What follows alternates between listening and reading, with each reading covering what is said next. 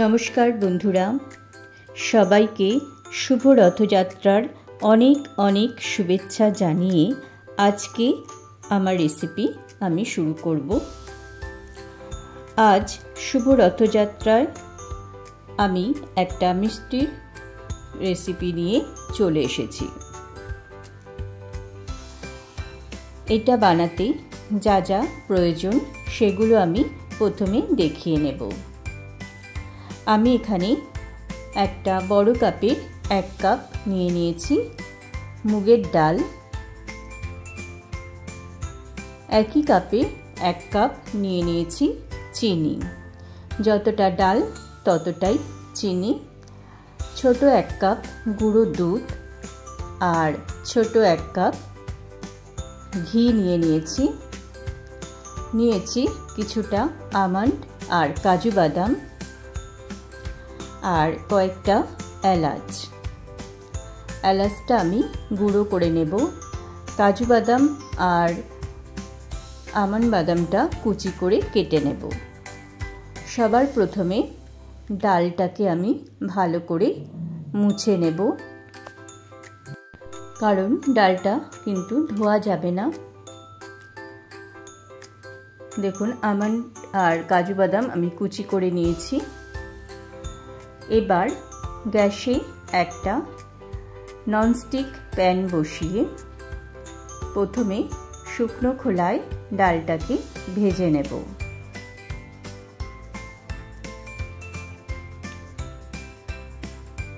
ডালটার মধ্যে একটা সোনালি রং ধরলেই আমি গ্যাসের ফ্লেমটা বন্ধ করে দেব। খুব বেশি ভাজার দরকার নেই প্রথমে, আর কোনোভাবেই যেন ডালটা পুড়ে না যায়। এই জন্য গ্যাসের ফ্লেমটা লো করে ডালটা ভেজে নিতে হবে।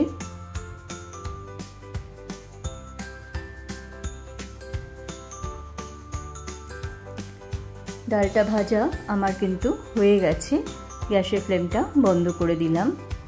এদিকে চিনিটা আমি গুঁড়ো করে নিয়েছি। ডালটা ঠান্ডা করে মিক্সির বাটিতে দিয়ে দেখুন সুন্দর গুঁড়ো করে নিয়েছি।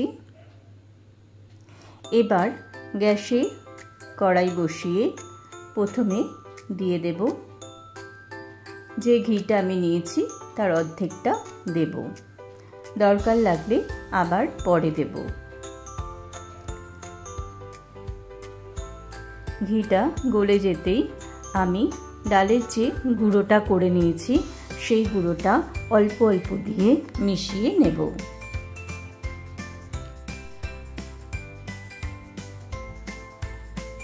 দেখুন, এইভাবে অল্প অল্প দিয়ে মিশিয়ে নিতে হবে।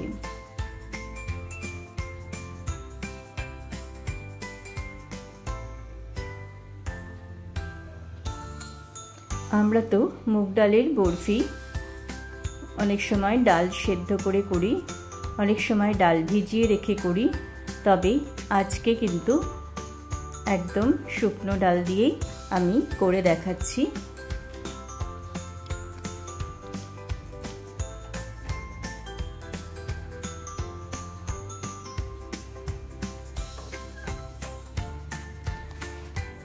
ঘিতে ডালটা কিন্তু এবার ভালো করে ভেজে নেব।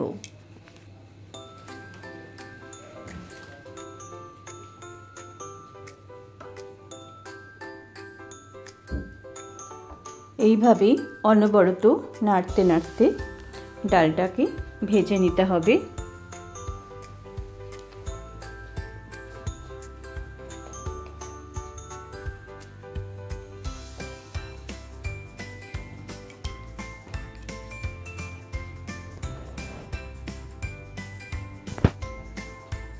ডালটা ভাজা হয়ে এসছে।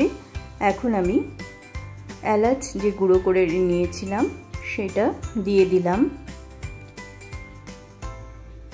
আবারও কিছুক্ষণ নাড়াচাড়া করে নিচ্ছি। এবারে আমি চিনি যে গুঁড়ো করে রেখেছি সেটাও দিয়ে দেব, দিয়ে ভালো করে মিশিয়ে নেব।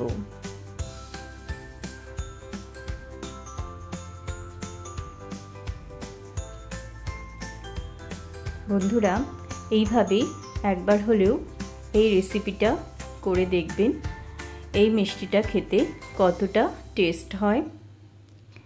দিয়ে দিলাম 1 কাপ গুঁড়ো দুধ। দুধটা দিয়েও ভালো করে মিশিয়ে নেব সব কিছু। এখানে আমি সামান্য জলের ব্যবহার করব, তবে আপনাদের কাছে লিকুইড দুধ থাকলে দুধও দিতে পারেন।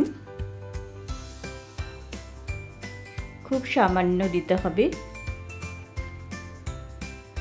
দেখুন আমি সামান্য জল দিয়ে সব কিছু মিশিয়ে নিচ্ছি।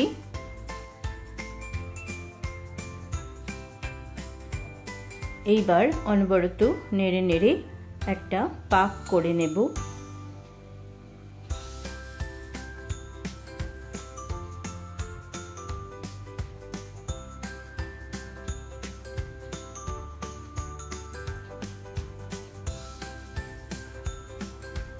এইভাবে অনবরত নেড়ে নেড়ে আমি পাক করে নিয়েছি, হয়ে এসছে। এখন আমি ওপর থেকে কিছুটা আমন্ড বাদাম কুচি আর কাজু বাদাম কুচি দিয়ে আবারও মিশিয়ে নিচ্ছি। এবার একটা প্লেটে আমি একটু ঘি মাখিয়ে নিয়েছি। এটা হয়ে গেছে, গ্যাসের ফ্লেমটা বন্ধ করে দেব। এটা আমি প্লেটে নামিয়ে নেব।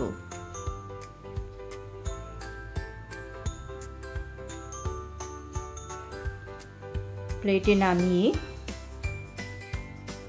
ঠান্ডা করে, পুরোপুরি ঠান্ডা না, উষ্ণ গরম থাকবে যখন, তখন আমি এটা বরফির শেপে কেটে নেব।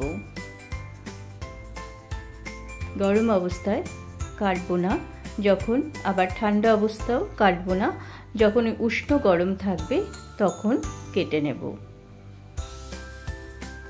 ওপর থেকে আবারও কিছুটা কাজু বাদাম আর আমন্ড বাদাম কুচি ছড়িয়ে দিচ্ছি। পেস্তা থাকলে পেস্তাও দেওয়া যায়।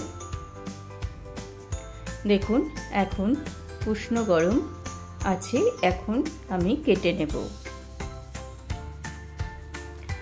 আমি এখানে বরফি শেপে কেটে নিয়েছি। আপনারা চাইলে চৌকো শেপেও কাটতে পারেন, যার যেরকম পছন্দ সেরকম শেপে এটা কেটে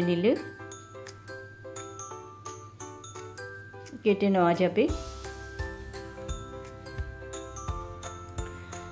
রান্নাবাটি খেলি চ্যানেলে আমার সকল বন্ধুদের জানাই অনেক অনেক স্বাগত।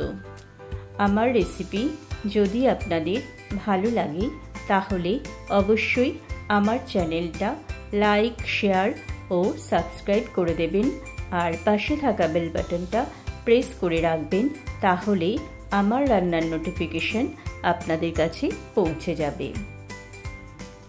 দেখুন সবগুলো আমার কাটা হয়ে গেছে। এটা আপনারা কোনো বক্স করে রেখেও দিতে পারেন।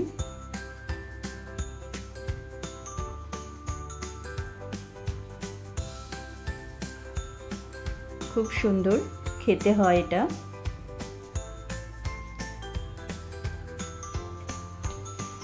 হয়ে গেছে। আপনাদের কেমন লাগলো অবশ্যই কমেন্টে জানাবেন। রথযাত্রা সবার ভালো কাটুক। আজ তাহলে এই পর্যন্তই। সবাই ভালো থাকবেন, সুস্থ থাকবেন।